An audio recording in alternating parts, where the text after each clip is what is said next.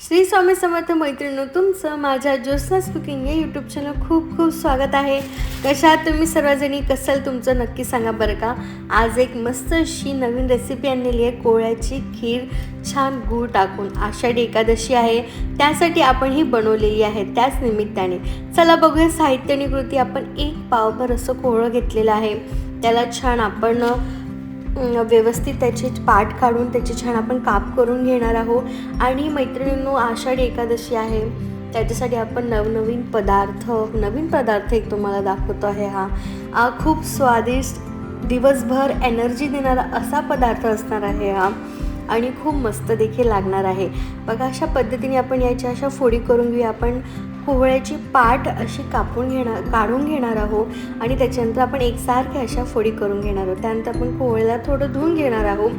आणि तुम्ही ना याला कुकरला देखीलही लावू शकता, पण आपण काय केलं, आपण साध्या पाण्यालाच आपण छान त्याला उकळून घेतलेलं आहे.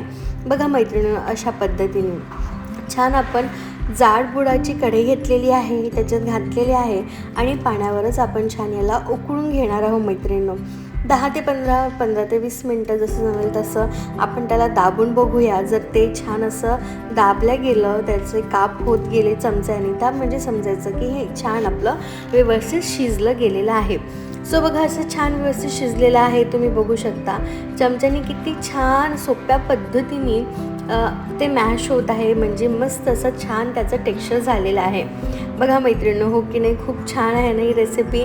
आणि जेव्हा आपण ही रेसिपी करू ना, तर घरभर असा मस्त सुगंध दरवळणारा आहे, कारण ही रेसिपी आहेच अशी खूप छान पद्धतीने होते. आणि बघा, जो कोहळ्याचा सुगंध आहे आणि कोहळ्यामध्ये कॅल्शियम म्हणा, जे पण जीवनसत्व आहे ते भरपूर प्रमाणात आहे. ही रेसिपी हेल्दी पण आहे. आणि बघा, अशा पद्धतीने आपण बघा, तुम्हाला दिसू शकतं पाणी पूर्ण निघालेलं आहे. ते आपण पूर्ण व्यवस्थित आपण त्याला ड्राय करून घेतलेलं आहे. आणि छान आपल्याला असं परतून घ्यायचं आहे. व्यवस्थित शिजत आपल्याला त्याला परतून घ्यायचं आहे. बघा, अशा पद्धतीने मैत्रिणींनो, खरंच खूप सुंदर असा सुगंध पसरलेला आहे. त्याच्यानंतर आपण मैत्रिणींनो त्याच्यामध्ये घालणार आहोत, गूळ घातलेला आहे. आणि गूळ मस्त आपण त्याच्यामध्ये एकजीव करून घेऊया. फ्लेम हाय, लो टू मिडियमच ठेवायचं आपल्याला कढईनुसार. जाड कढई असेल तर आपल्याला थोडा जास्त ठेवावं लागेल, अदरवाईज आपण त्या लो फ्लेममध्ये देखील ही होऊ शकतं. गूळ जरा कसं आपला खडाच होता, आपण त्याला विरघळून घेऊया आणि व्यवस्थित ते एकजीव करून घेणार. गूळ आणि कोहळं, गुळासोबत जायफळ देखील खूप छान लागतं. मग आपण त्याच्यामध्ये ना जायफळ देखील घालूया. आधी छान आपण व्यवस्थित गूळ आणि कोहळं शिजवून घेऊया, व्यवस्थित एकजीव करून घेऊया. तुम्हाला रंग तर दिसतच असणार, हो की नाही, खूप छान आलेला आहे. आणि सोबतच गूळ घातल्यावर देखील त्याचा जो फ्रेग्रन्स आहे, सुवास आहे, पूर्ण घरभर दरवळलेला आहे मैत्रिणींना. सो ते जायफळ घातलेलं आहे म्हणजे तर मजाच मजा. आणि हा गोडाचा पदार्थ आहे ना, सो खूप छान आहे. गोडाचा पदार्थ म्हटलं तर आपल्याला आणखी 2 साहित्य लागणार आहे, ते म्हणजे छान ड्रायफ्रूट्स आणि दूध, ते देखील लागणार आहे, ते पण आपण घालूया. आणि सोबतच आपण याला ना राजगिराचं पीठ देखील लावणार आहोत, कारण ते जरा ना थोडंसं असं घट्टसरपणा येण्यासाठी.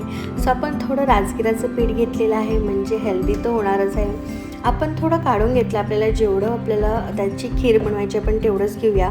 राजगिऱ्याचं पीठ घातलेलं आहे, ते छान आपण त्याच्यासोबत परतून एकजीव करून घेणार आहोत मैत्रिणींनो.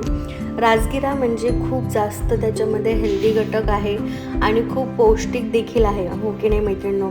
आता ते घातलं, थोडंसं आपण पाणी घालूया आणि त्याला एकजीव होऊ देऊया, म्हणजे राजगिरा देखील व्यवस्थित शिजायला हवा. बघा, अशा पद्धतीने, ज्या पद्धतीने आपण राजगिराचा शिरा करतो त्याच पद्धतीने थोडीफार अशी जवळपासची आपली ही कृती असणार आहे. बघा, आपण छान हे मिक्स करून घेतलं, राजगिरा, कोहळं, गूळ आणि व्यवस्थित एकजीव करून घेतलेला आहे. त्याच्यामध्ये थोडंसं चिमूटभर आपण मीठ घातलेलं आहे. जर कोणी बिनमिठाचा उपास करत असेल तर ते मीठ स्किप करू शकता, त्याला हे चालणार आहे, म्हणजे आपण मीठ नाही घातलं तरी चालेल. त्याच्यानंतर आपण त्याच्यामध्ये घातलेलं आहे छान भरपूर 1 कपभर दूध घातलेलं आहे. आणि छान आपण याला मिक्स करून घेऊया आणि छान मस्त शिजू देणार आहोत. व्यवस्थित लो टू मिडियम फ्लेमवरच आपल्याला हे सर्व करून घ्यायचं आहे. एकजीव करून घेऊया. एकजीव झालं की आपण त्याला छान मस्त शिजू देणार आहोत, उकळी येऊ देऊया. आणि छान मस्त उकळी आली, त्याला कमी आचेवरच आपण करणार आहोत. त्याच्यावर आपण घातलेले हे छान खोबऱ्याचा केस घातलेला, ओल्या नारळाचा केस आपण त्याच्यावर असा घातलेला आहे. आणि बघा छान आपल्याला छान अशी उकळी आलेली आहे.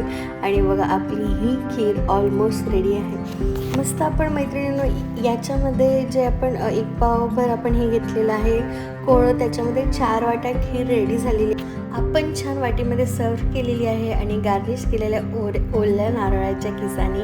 आणि बघा मैत्रिणींनो कशी वाटली रेसिपी नक्की सांगा.